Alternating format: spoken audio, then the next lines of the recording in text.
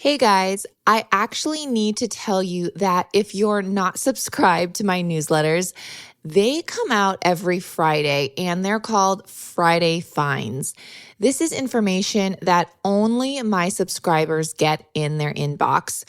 I share new food finds I don't share on Instagram, food news, food trends, and products that aren't even on the market yet.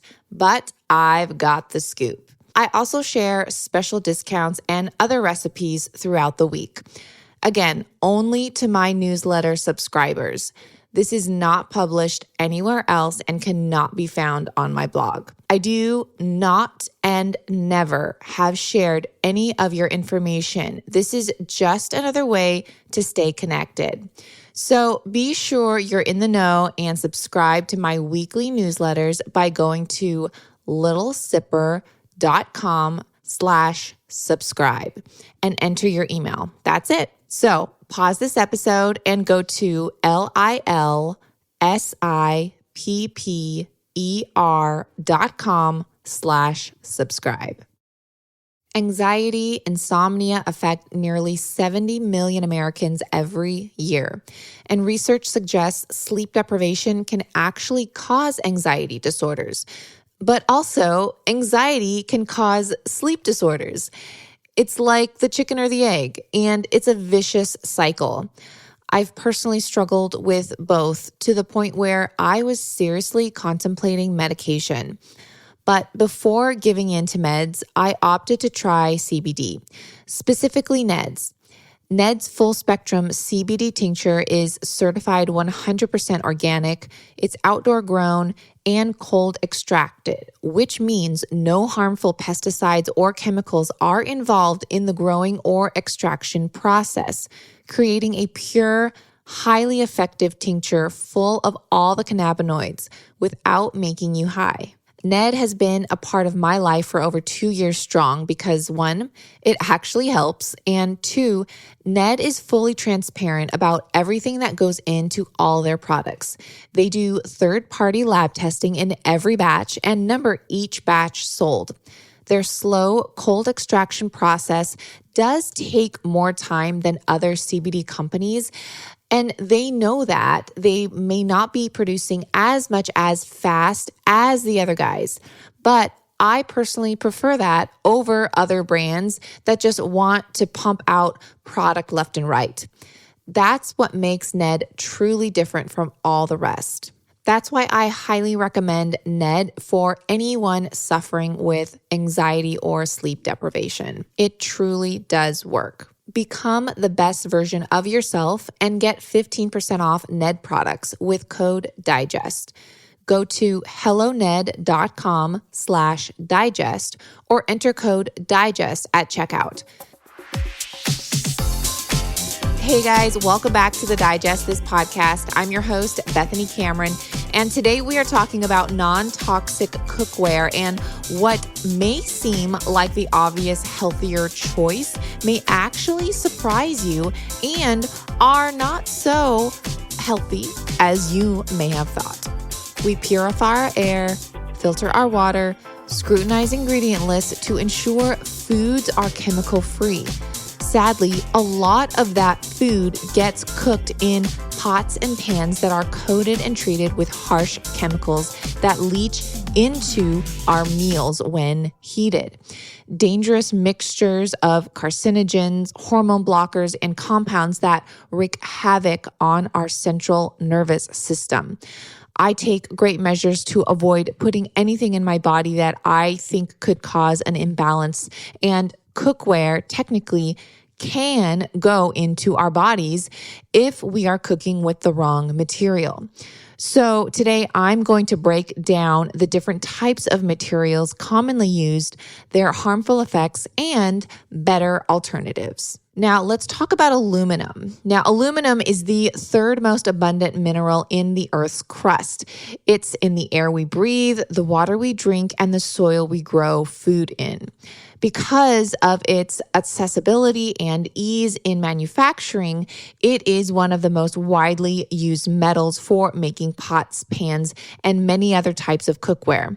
Despite low price, the benefits of using aluminum cookware are far outweighed by the risks. Aluminum has been known to have many medical and psychological effects on the human body.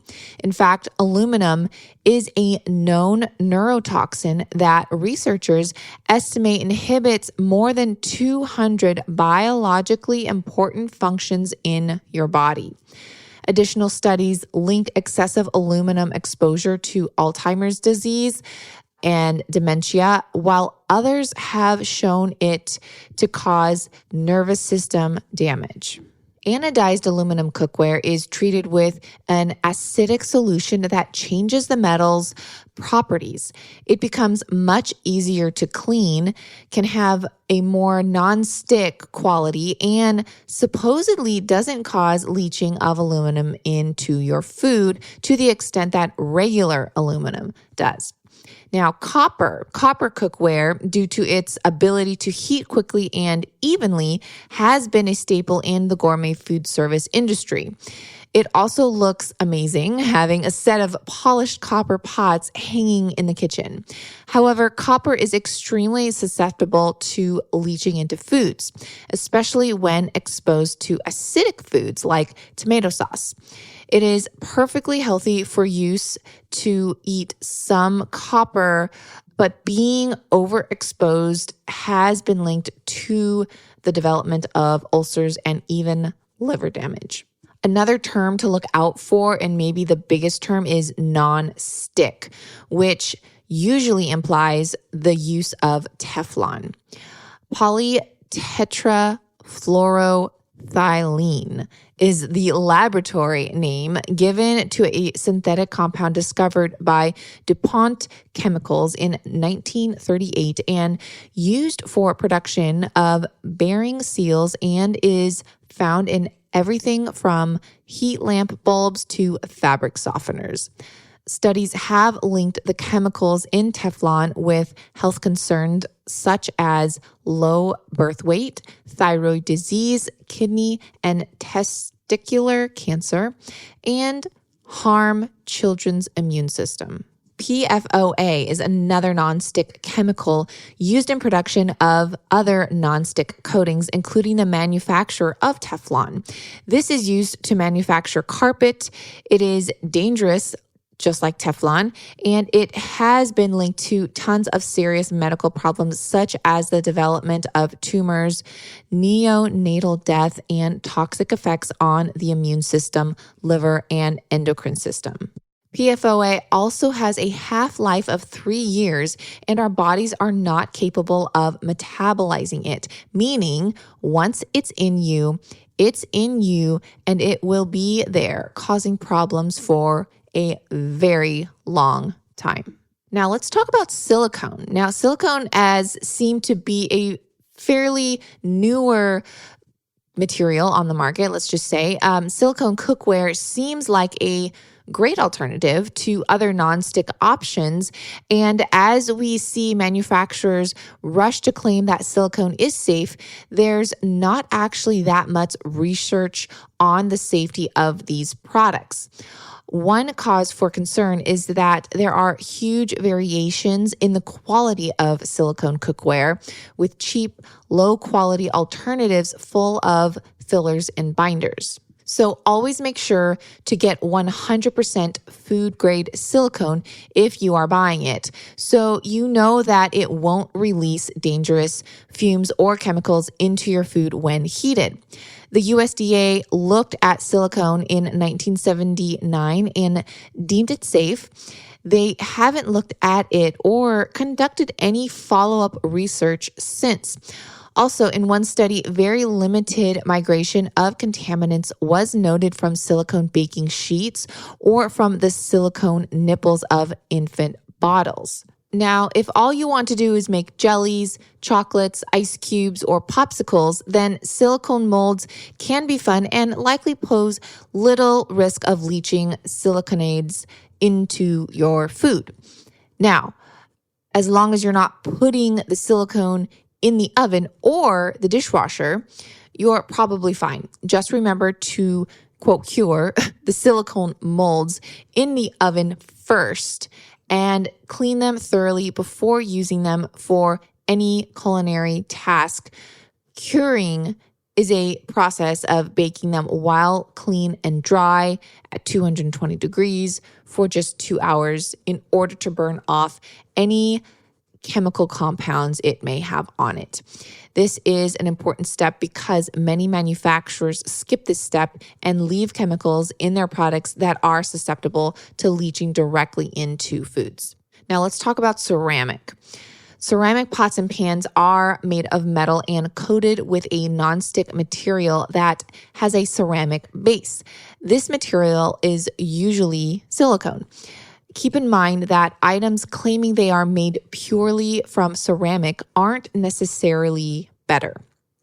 There are many kinds of glazes, and the glaze used to seal the ceramic can leach unwanted materials such as heavy metals into our everyday foods.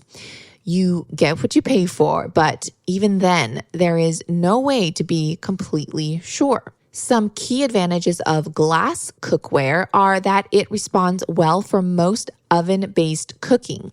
It does not react with acidic foods and safely stores all foods like leftovers and things like that. It is the best cookware / food storage option because there are no adverse side effects from using glass.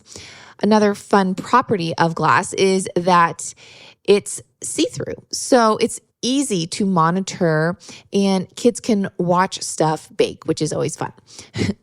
Oven-proof glass cooking pans are perfect for use in microwaves because they are efficient in slow cooking foods at low temperatures. Now, I'm not one to use a microwave, but I know many do. And so as long as it's tempered glass, that typically is okay for a microwave. Now, glass utensils are dishwasher safe and non-porous, which makes soaking very effective in unraveling burned on foods. And we all have those burned on foods. So expect cookware made of glass to last at least 7 to 10 years when properly cared for. The major disadvantages of glass cookware is that yes, you thought of it breaks.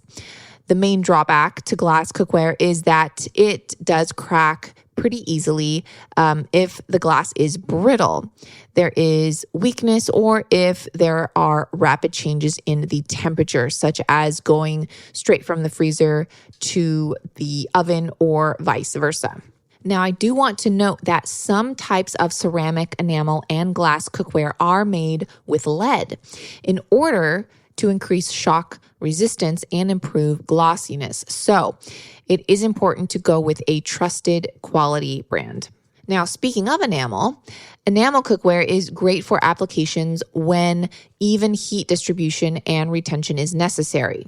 Enameled cast iron is the best, but enameled ceramic or steel are other great choices. It is the safest of all coating that even comes close to non-stick. Also, enamel provides a non-reactive cooking surface, so there is no way for it to contaminate food. This versatile material does take a little while to heat up, but once it does, it can actually be a lot easier to go from stovetop to oven. So these pots and pans are great for slow cooking and braising. The major downside of enamel cookware is it tends to be very expensive, particularly when made by a reputable brand. That said, high-quality enameled pots and pans can be a worthwhile investment as they are extremely durable and will last for many years to come. Now, the good old stainless steel. This is another go-to in the kitchen for me.